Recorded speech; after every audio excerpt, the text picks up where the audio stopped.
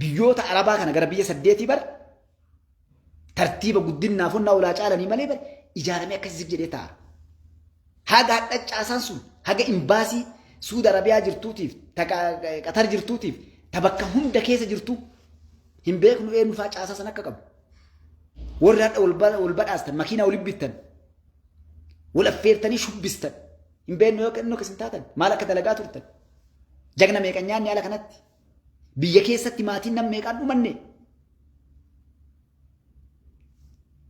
wariin isin guurtan bar nam meeqan mana hidhaa Suud Arabiyaa keessa dhumate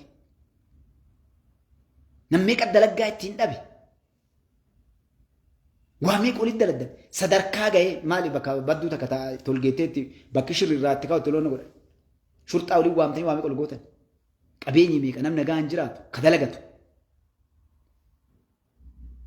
Daaraa wal godhee Suud Arabiyaa keessa namni dhukkee walitti hin kaafne lamuu Oromoo nagaa deebitee yaaddaatama.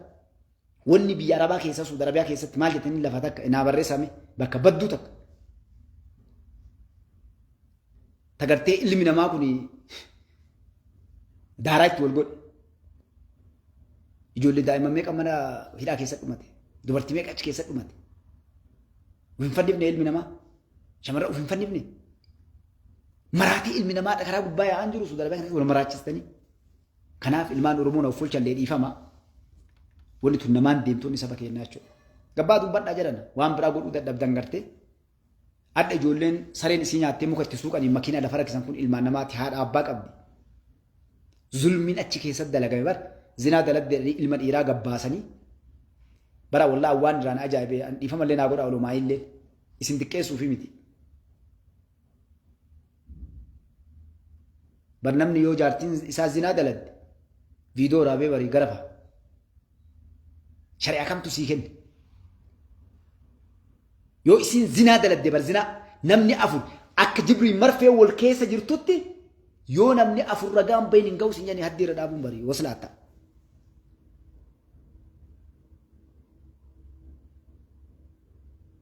Shari'aa kamtu gabbaasii gartee salphisiin jedhe toobatee yoo deebi'e toobattee boroo deebi'e sabbaa keetii seenta. Irdii isaaree maqaan gababbate gabaggala jedhanii akka ati isa goote san godhee sirraa kafalachuu danda'a namni sun.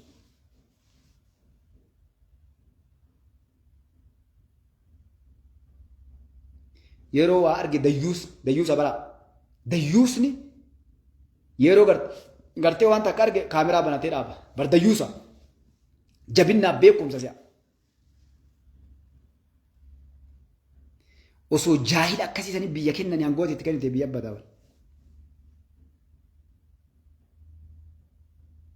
Diinii irraan beeku, addunyaa irraan beeku. Warri nu galaafatee bara akka laga takka hin dhandhe nu godhe bara warra dayyuusa akkasiiti. Ka lubbuu harka qabatee deemu. Ka liqimsaa tana malee waan biraan beenu. Ka yeroo hiree argate si nyaatu barte. Hireen arganne si nyaachuu deemu. Hiree argate hin bare. Yoo hiree argate ka amma muka ijoolleen muka nama suuxutun ijoolleen amma biyya alabaatee ol gootu bare irra dayyuusa. Irraa gadi ilmoo namaatii bineensallee hin geetu bar bineensillee bar hin agarre bineensa laala. Yoo aaree wallolee qofa waa wal godha malee akka amma Oromoo wal gootu kana waliin godhu. Sabni tokko akka Oromoo wal gootu kana wal gootu hin agarre. Uumama kalee jedhani bar Rabbiin dayyuusa akkas hin buusinii jedhani. Bar namni jabaan bar namni jabaa sila yoo ati yaraa taate uffatee si bira lixa. Yoo ati jagna taatee ittiin deemte jagnummaan deemee si galaafata malee waa sin godhu. Jagni gaafa tarkeennattee tarkaan si ga'e kan wal dhabdeen bar kaati namarraa fixxee daaraa goote kan yeroo si dhufe bar si ilaala dayyuusa yoo taate kabalee si biraa lixa. Jabaa yoo ati taate yoo ati lolte wal dhaansoo siin qabate yookaan si booji'a jagni. Boojuu qofaa migartee hidhee si xuuxxessee dhukkee sirraa hin baasu jagni. Yoo ofirraa shakka xiqqoo shabsi godhee si nyaachisee si obaasee deema jechuudha. Dayyuusa rabbi harka si buufnaanoo rabbi sitti hin fidin. Ni geerarra seetaa. Garee amma ijoollee ol qabdu kana bare irra bahee sirba ilma namaa irratti koortii rabbii quban qabu.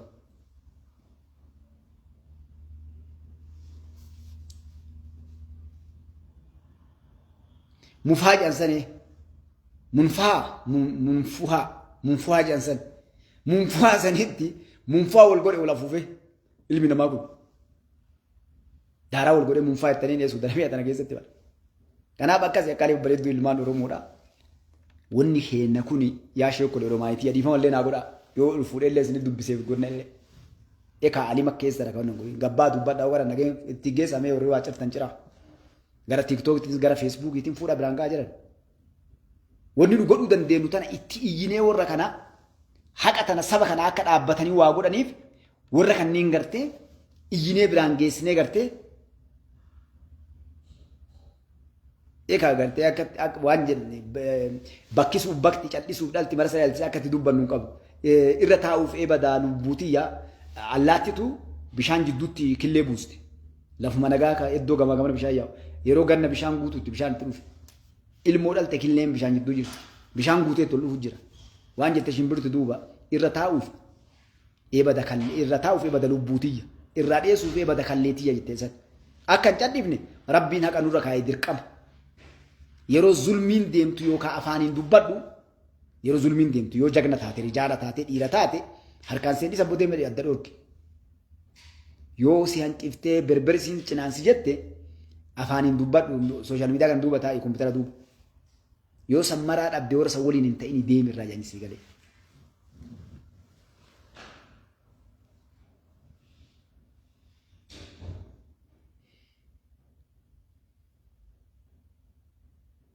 Isinii galaame. Kanaaf walumaa hidha wanta folchaa isiniin jedhee bar sodaaf haqarraa rabbiin gartee akka irraa nan gaafa ni beeka jechuudha. Ekaa yoo dhagayin hadhaa dhagaa walumaa yoo dhageettan ammoo ekaa sheek ebalu imaam ebalu wanni quraana hadiisa kitaaba guutuu barattee maa dhugaatti kasirraa fudhate haa fudhatu. Yakki kun akka hin galle kalee iyyaa turre. Akka yakki kun hin galle, akka badiin tun hin galle, akka uummanni kun kennan geenne maal jedhe? Sheekolee dhaabaa tokkoffaa masgiida warri biyya Arabaatiin ijaartan dhiisaa isiniin jedhe Mustafaan Laafaan kun. Shamarran biyya Arabaatiin yaatu dhoorkaa isiniin jedhe Mustafaan Laafaan kun. Warri haraamaatiin mana rabbi ijaaruulleen hin jirtu. Sadaqaalleen hajjiilleen martuun geettu. Waan ambi gara hundaan nurra dalagu kana gabbaaftanii na ufalcha ijoolleen biyya Arabaa jirtan. Maraami karaama dalagu. Ni jirtan keessa. Shamarran garuu tafee ta'eeti. Akkamii biyya Arabaa dhattee takka ajnabii sin garree. Diiniin guyyaa meeqa addakee deemsiin jedha olumaayin qara isinitti himtee hin himne. Sin biran jirtu badiin haadha abbaan baradha. Cal jedhii waan taate ta'e birri manaa ergeettee ergite gartee. Yoo fedhe distii keessa keettee arabni si haa hodditu. Yoo fedhan akka siizinaa sitti dalagan mana arabaatti dalaganii dhukkeen sirraa haa baatu. Jaartii kee ergaa jira biyya arabaa. Innaa lillaahi wa innaa ilayhi raaji'uun.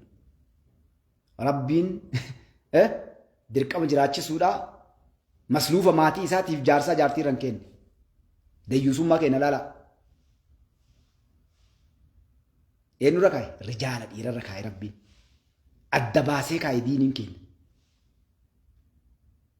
Yoo dhukkubsatee inni rakkatee nagaddeefa waan rabbiif isa walitti hin finne laaltee gartee ilmaan ofiitiif jaarsa ofii yoo inni fayyaa hin qabaatin xooluu dandeetti. Daalachi ijoollee irraa fuudhee biyya Arabaa deeme jedhaan ati gartee waan fitee as erge. Isiillee yoo achi dhatte barbaan gaariin daladdu qaraa halaaka innuu qaraa taakira barra sodaa rabbii dhabu.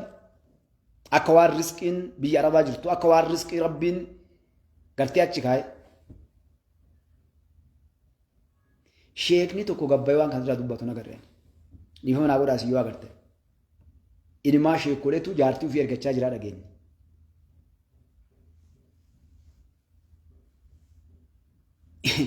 Eeka zabanul akir namni gara islaamummaa dhufaa jedhan. Nabi Rabbi Salaatu Wassalaam namni islaamummaa gaafa jecha hadiisa Nabi Rabbi Salaatu Wassalaam zabanul akir Yahudaaf Nasaaraan akka nama nyaata baafatee gabatee yookaan qorii yookaan ammoo saanii irratti koottaa haa nyaannu jedhu walii sitti waamtiin jenne. Yaa Rasuulillah guyyaa san islaamin mana musliimaan jiraattee gaafatan saabtun jireenya keessaa gartee irra guddaan dachee tana keessaa musliimaa jedhan. Maarri maaliif akkas ta'e naan hoomuchaa jedhanii lalle. Akkuma ta'e munaafiqa duddummaata. Ka maqaan Muhammad wa Abdallah himatee deemu. sheekni illee kamtu dummaata beektani sheeka sagalee bareeddu kagartee quraana yoo qara'u sagalee isaa rabbi sitti hin fidin ka ammoo as biran dabarreen inni maaliif dameeta amaamaa tolfateetuma koofiyaa tolfatee kaabbaa gurraacha kana tuqeetumaan sagalee bareeddu takkabateetumaan baka akka Mustafaa kana sooshaal miidiyaa irratti قال رسول الله صلى الله عليه وسلم ربي ستين فيدين سقالي صوت رجيت أبدا فين شوفت يتقرتي كل براسيقت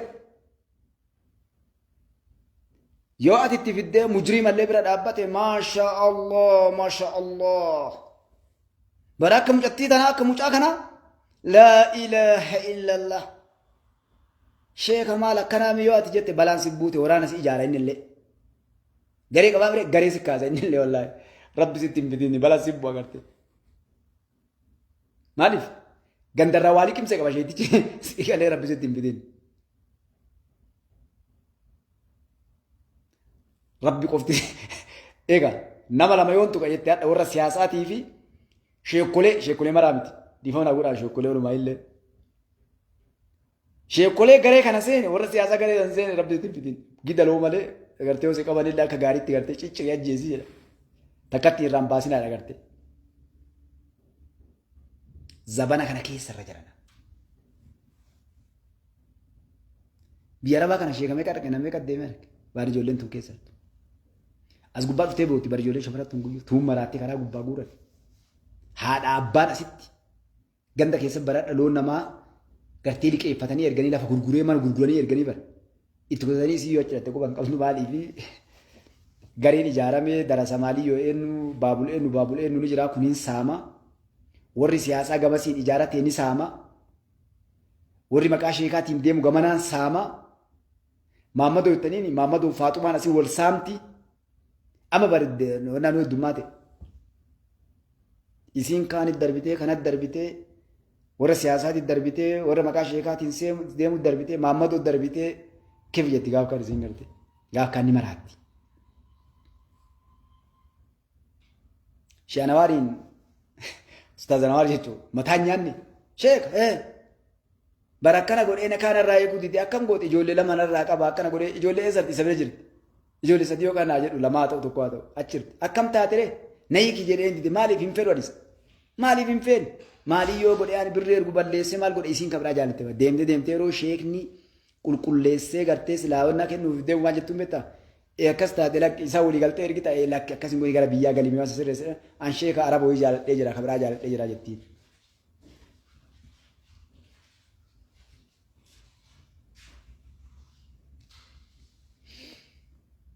Allahumma najjina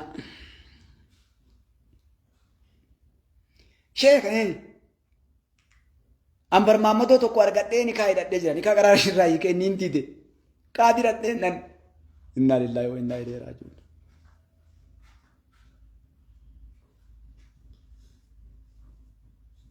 شيء نبرة أمواس بجلا قال يا ترى كهبة طلوق تقول إيه ربي ستين في الدنيا سيمبا قال رسول الله مكينة بتور يكون سيقله أوريان كاشة يبلو رفع أستاذ يبلو رفع بر إسين كاتا جل يتجا مكانام فتوى إسين قافة ربي ستين في الدنيا Maammadoon tokko na nyaatee mana biyyanna ijaarsisee maal tuunas gubbabbaatee booti. Maammadoon illee gamasii boo'e maal taate jaaladhee akkana godhee maalii naan jette.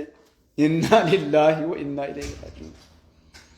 Sheerni tokkochi shari'aa islaamaa keessatti nama jaalatanii fireendii baanan baafatanii itti heeruman hin jiru jedhuun hin jiru. Eeka maaltu boochise beekta? Zinaa lama keessa takka dalage. Takka viidiyoo bantee dalagsiiftee yookaan dalagsiis dalage viidiyoon. Takka walitti dhufanii dalagan. Akka fedhee haa ta'u zinaan jalqaba jedhaniimi warri qaata daaraa wal godhe. Kunoo gaaf kaan waan mi'eeffachiifte dhorkate siillee inni illee dhabee mire.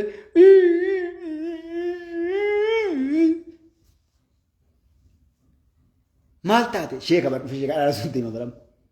Jaaladhee akkana godheen isa malee jiraachuu hin danda'u. Akka godhee keessaa illee haa ta'u dhalarsa. Zinaa walitti deebisa bara. Kabraatti dhufan mallee. Maal taate? Horii na nyaatee maali yoo godhee maali yoo. Wali araarsuu deeman. biyya irraa ka'ee biyyatti haadha abbaa quban qaballaa. Biyya kaanii ka'ee xiyyaara olii muree asii amma inumaa maal deebi'an rabbi rahmatan haa godhu kaaliqu samaawaatu ardi. Olumaa biraan dhaqqaba. Amma maaliif deebi'an beektu? Bitanii dhiira biyyarraa dubartiin biyya arabaa geessuun dhufte. Namni kun quba qabaadhu agammaa Maammadii fi Faaxuma Maammadoo fi maqaa Faaxumaatiin illee waamuun namatti tolna jedha. Maqaa Maammadoo kanallee waamina amma bituu eegalan. Amma warri Dubaay akkasiin bittee fiddi. Maal jetteettee lakkisi nyaataa bora kana gootaa bitteen fidin yoo ati bittee fidde nasi jalaa mur fudhata. Yoo ati bittee fidde nasi jalaa fudhata. Warra kana tu sheeka waama quba qabaadhu. Warra kana tu nama wayii waamee affeera makiinaatti bita waa godha. Baroorri ilaala waa dalagu dhagaa jirta beektas gubbaa taa'e. Maali 500 maali Maammadoo bituun eessaa fidda? Kanaaf wanni kana markeessi deebiin maal beektu sinam warroonni musliimaa sheekoleen teenna keessaayyuu maaliif gandi kiristaanaa nagaya gandi waaqeffataa nagaya si galee protestaantii ortodoksiin gandi balaan itti dhalatte eenyu ganda keenya musliimaati bakki fitnaan keessatti deemaa jirtullee biyya musliimaati nu qabdii jechuudha anaaf si qabdi.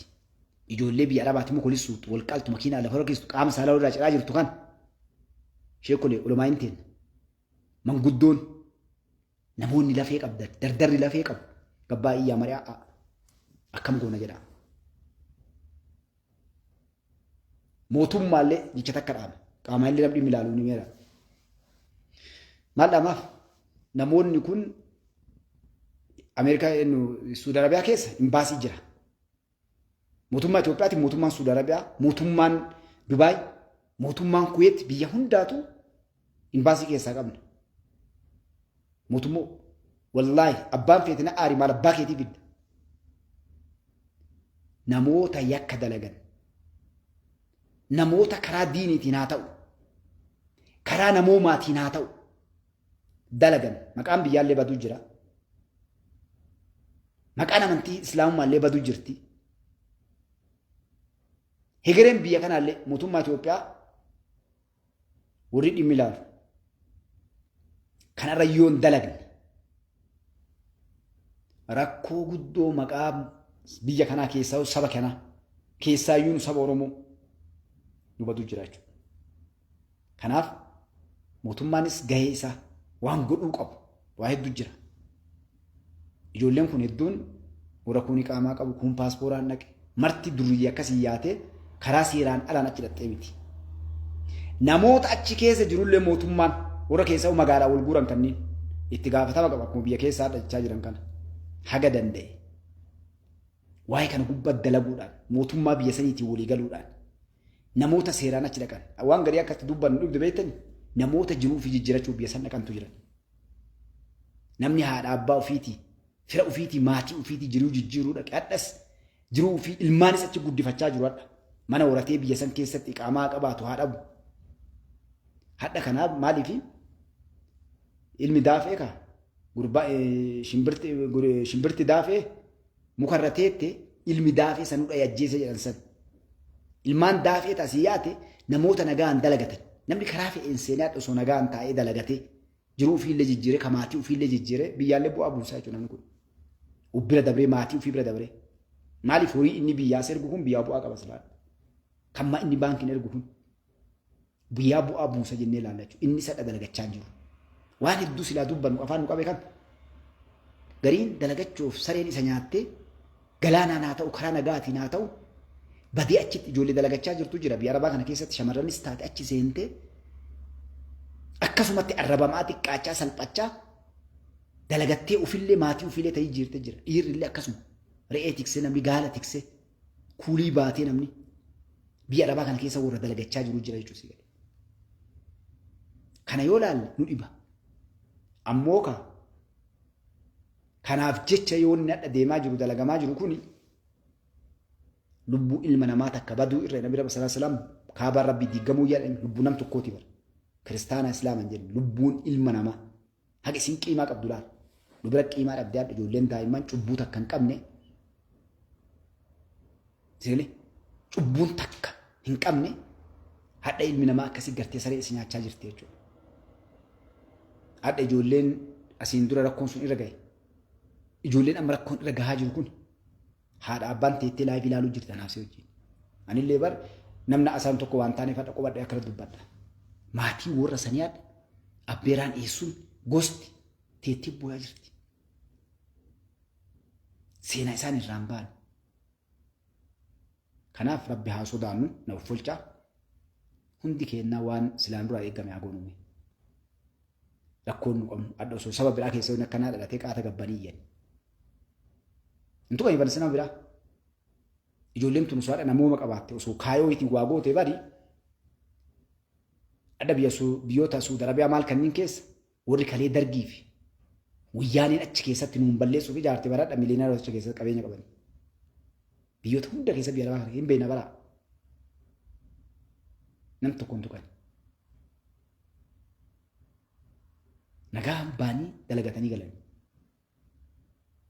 Gaafa jarri nama wayii ijoollee Habashaa tuqan waan godhin beektanii basitti. Namni keenya gabbee ol deebi'uu dadhabee. Gabbee shofeerri ganda isaanii deemuu sodaatee dhaabee bara. Ni beektanii mucaa tokkocha kaamaaraa wayyanii maal godhan yaadattu.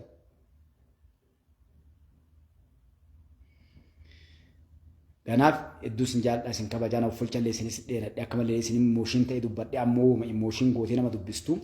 Kanaaf akkasii biyya teenya nagaa goon tokkummaa keenya haa jabeeffannu ilmaan Oromoo salphina keessa jirra Oromoon fafa keessa jirra. Duulli kun guutuun Oromoo rakkoo baasu waan birte akka illee hin jiru. Warroonni waan kana dalagaa jirtan nu isin beenu rabbi isin beeka jazaa keessan rabbi isinii kafala jechuudha. Jazaa keessan Kaaliqus Samaawaatu argisiisanii kafala. Kanaaf hagan isiniin jedha isin jaalladha isin kabajaa warri karaa TikTokii jirtan inshaallah boruurraa deebi'ee isinii kennaa guyyaa lamaan